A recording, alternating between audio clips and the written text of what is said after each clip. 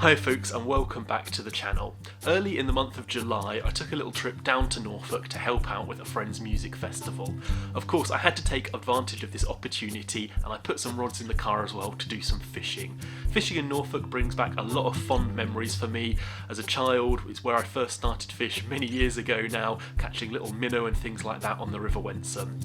This time I was obviously after some fish slightly bigger than a minnow and a variety of species. Little did I know this would actually turn out to be a brilliant session, and I caught an absolutely cracking fish that was really unexpected.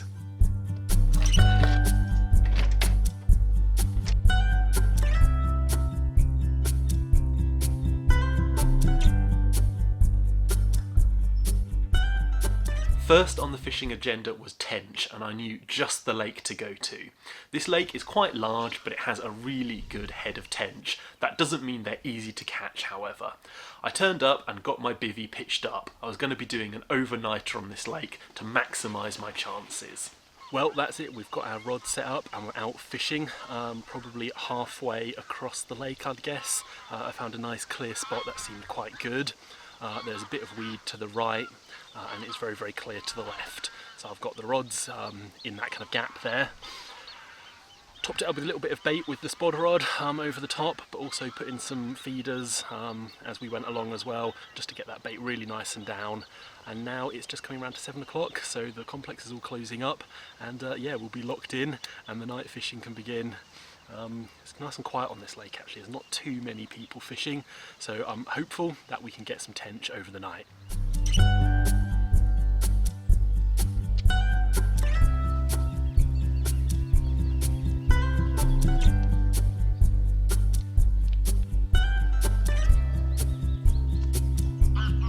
As the evening wore on, I had absolutely no indication of any fish in my swim at all, and it's times like this you start to question if you're doing things right. Are you in the right place? Is your bait in the right place? Did you just cast into a big pile of weed?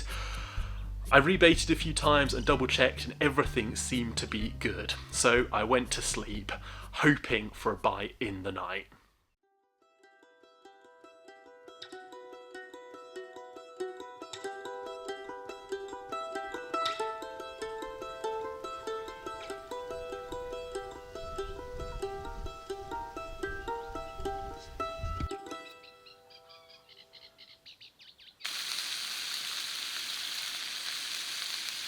Morning, the sun is up. It's been up for about an hour now, although it's still quite early, about 4:30, 5 o'clock.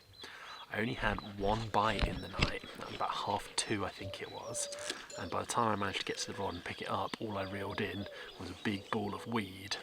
So yeah, that was a bit unfortunate.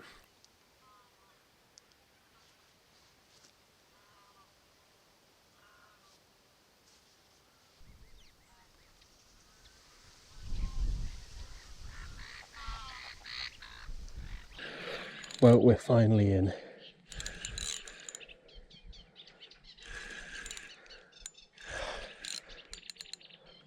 Feels like a good fish actually.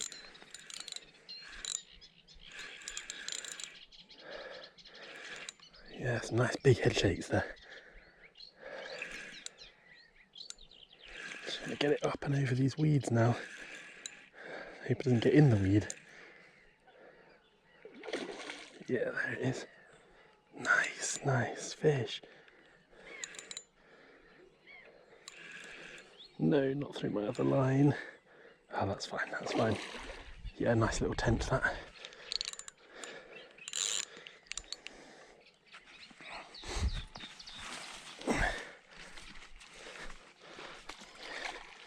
Yes, brilliant stuff, lovely. Yeah, there we go, great.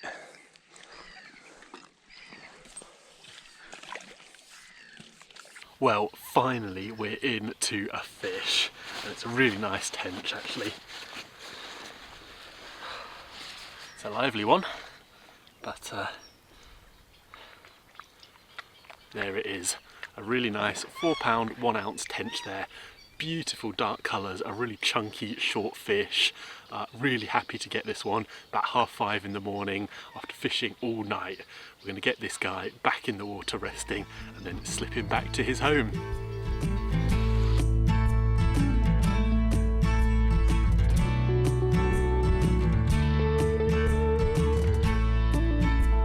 always great to get that first fish under your belt. It really just eases the pressure. I was obviously hoping for a few more tench, but I did have to wait quite a while for another bite. Unfortunately, I hooked into something, played it for a little while, and then it simply just slipped off the hook. I assume it just went through a big weed bed and managed to get off. I had another bite a little while later, but I could instantly feel something wasn't quite right with this. I reeled in and it was just a small little perch. Obviously unhooked him and got him back straight away. As the day wore on, I decided to call time on the tench fishing. It really just dried up. Tench tend not to feed as well during the day, so I instead turned my attention to a stretch of the River Wensum that ran through this complex. Obviously I've caught some brilliant fish off the River Wensum, PB chub, PB roach, things like that. I wasn't expecting quite that much this time. The River Wensum in summer is incredibly weedy, but I couldn't help but trot a float down and just to see what we could get into.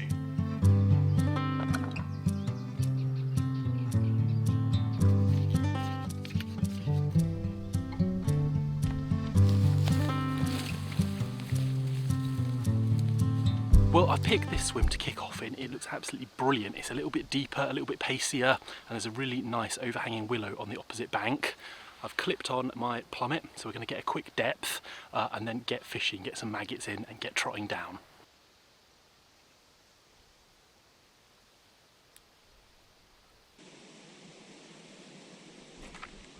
Yeah, there we go, first fish.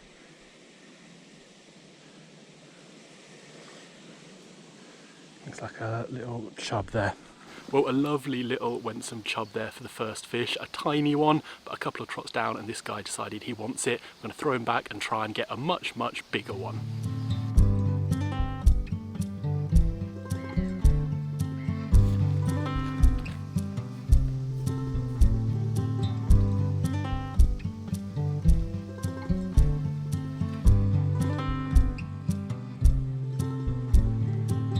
Into something that's a little bit better.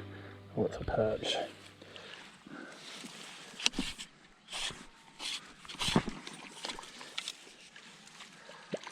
if we can get this guy in. Yep, there we go, nice. Well, I moved up to this deeper swim just to see if we could get anything, and we have got into a nice River Wensum perch there. Really vivid colours on this one, absolutely beautiful. Let's get him straight back into this water. A couple of hours fishing was really all I could manage on the Wensum. It was incredibly hot and I was burning a little bit, and it was so overgrown. I got stung all over my legs and arms. So instead I decided to pack up and head off to the village where I'd be staying that night. The next morning I got up really early, I got in my car and headed off to the secret lake. It's called the secret lake because only a handful of people really fish it. It's very weedy and overgrown. You have to rake swims before you can fish them. I'd already done this the previous day and I'd put in a little bit of bait, and my target was rudd.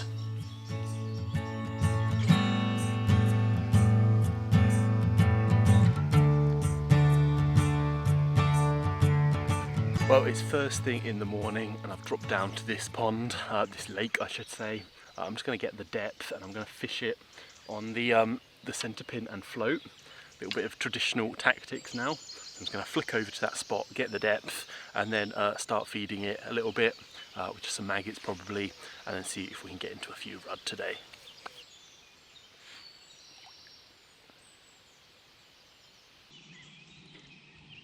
Yay! Rudd already. Nice. Nice little one. Keep that one hooked. As the sun rose higher in the sky, for a while I really was preoccupied with capturing these small but feisty fish. It was one a chuck. I was fishing shallow and using maggots and they simply couldn't resist. Every so often I would catch a slightly nicer fish. These exhibited the more rudd-like characteristics of the upturned mouth and the bronzed back. And despite the numbers I caught, there never seemed to be any shortage of rudd. A couple of hours fishing produced an absolutely brilliant net of rudd. Some of them slightly larger, most of them very small. But when you're putting together a quality bag of fish like this, I feel the size doesn't matter so much. And particularly when you don't catch them very often, the novelty factor is still there. Obviously, when you have large amounts of rudd or any bait fish shoaled up together, it will inevitably attract predators. I noticed on the edges of my swim, a few pike were starting to hang around. One of them even had a go at my net where I was keeping all the rudd I'd captured. Unfortunately, it did kill a small fish, but rather than let it go to waste, I rigged this up and free-lined this to a pike, hoping for a quick take.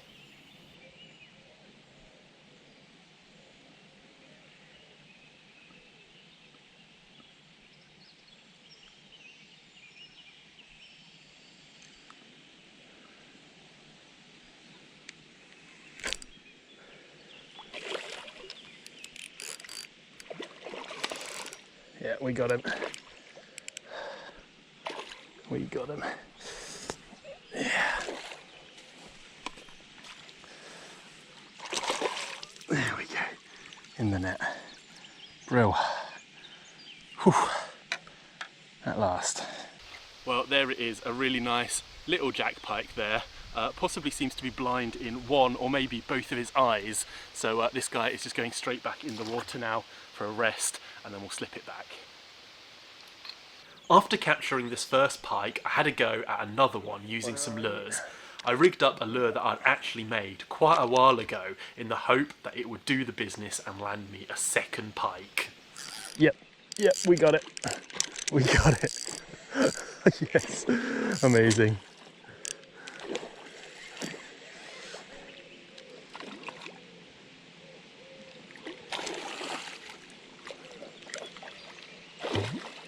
Right, we need the net.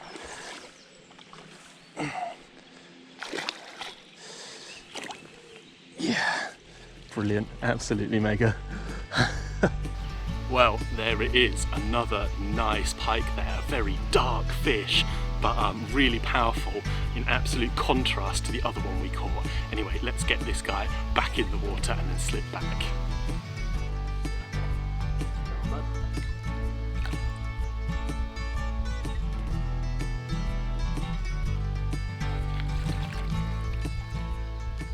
Well, I've still got my rudd bait from earlier. There's another pike down there.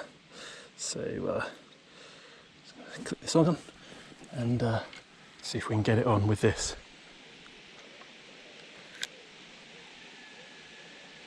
Oh, yeah, over there.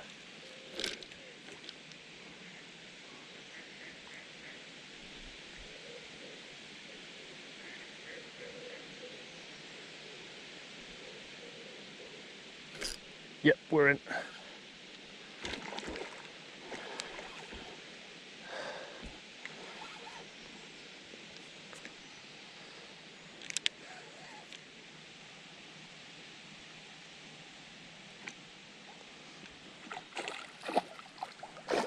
Get the net.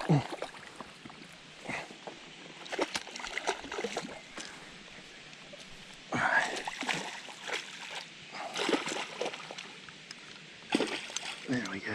And it goes nice. After using various tactics to land a few pike, 3 or 4 pike, I decided to call it a day. The sun was getting up, it was getting hotter, and I had to go back to the festival to help out with various duties there.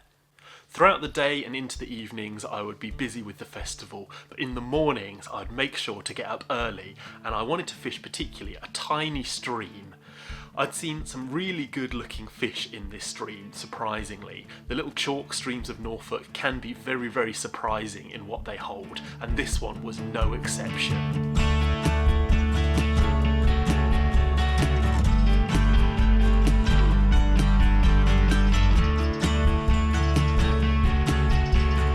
So I've just dropped down to this tiny little stream which looks absolutely spot on. It is so shallow and absolutely crystal clear, and there are some big fish in here.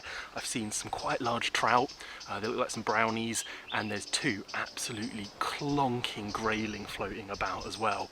So we're gonna trot a little stick float down, tiny, really light tactics, because it's so gin clear. I think anything heavy would spook them.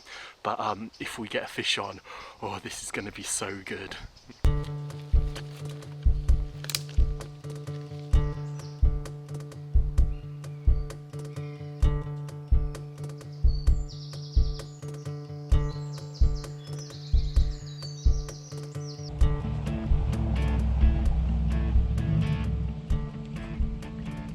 Yes, we're in.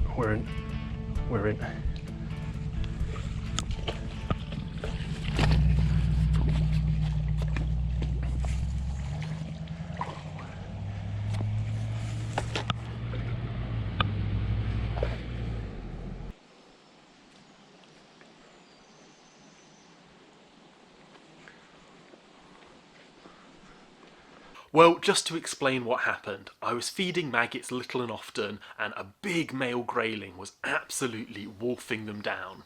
As soon as I lowered in my float and my baited hook, it took it, absolutely no questions asked. I struck, and then I was playing one of the biggest graylings I had ever seen.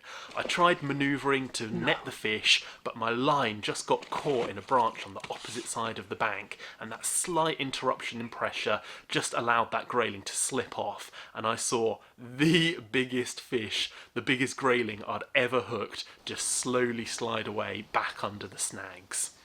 I kept feeding, and a short while later I actually hooked into a slightly smaller female grayling, but still a very nice fish, and almost immediately it just slipped off and again disappeared back under the snags. I was also doing all this in just my trainers, so I had slightly wet feet at this point, and I decided it might just be a good idea to rest the swim, go and put my wellies on and come back.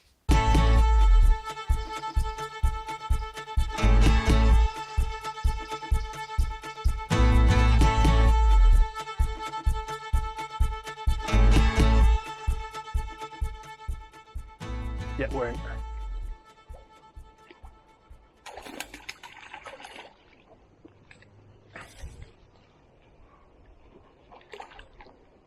That's a big brownie. Yeah, big brownie. Yeah, there we go, in the net. Nice. Really nice fish, that. Well, despite hooking into two absolutely clonking grayling, which is what I was trying to target down here, I have ended up with a few nice brown trout, and this one is probably the biggest of the bunch at the moment. A really nice, wild, powerful fish there. Absolutely beautiful. Let's get this guy back in the water. From this point, the trout really took over. I had 3 or 4 nice fish in as many casts, the best being an incredibly coloured fish that was absolutely amazing.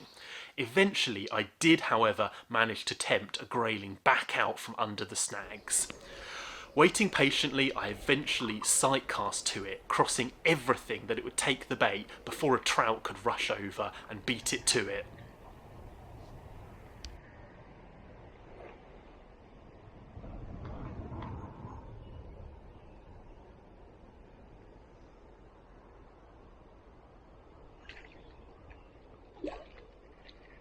Yes, we're in.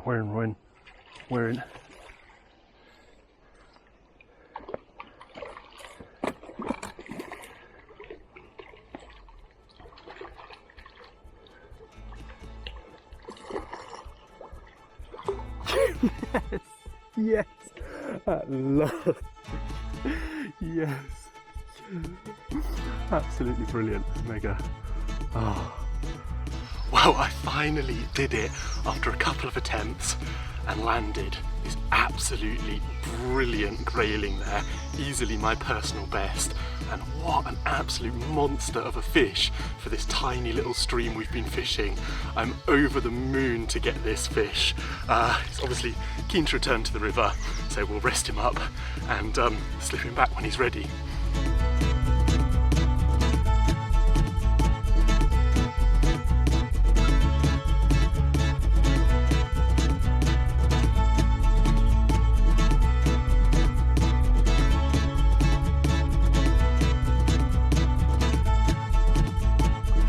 Well, that grayling smashed my personal best, coming in at £1 4 ounces, which is absolutely brilliant. Little did I think I'd be catching trout and grayling right in the heart of Norfolk, and absolutely enormous ones at that.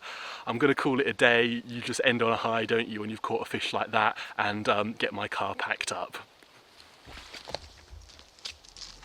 The capture of the big grayling really rounded off this Norfolk fishing trip for me. It couldn't get any better. Big grayling like this from crystal clear waters are probably quite hard to find and definitely very hard to catch.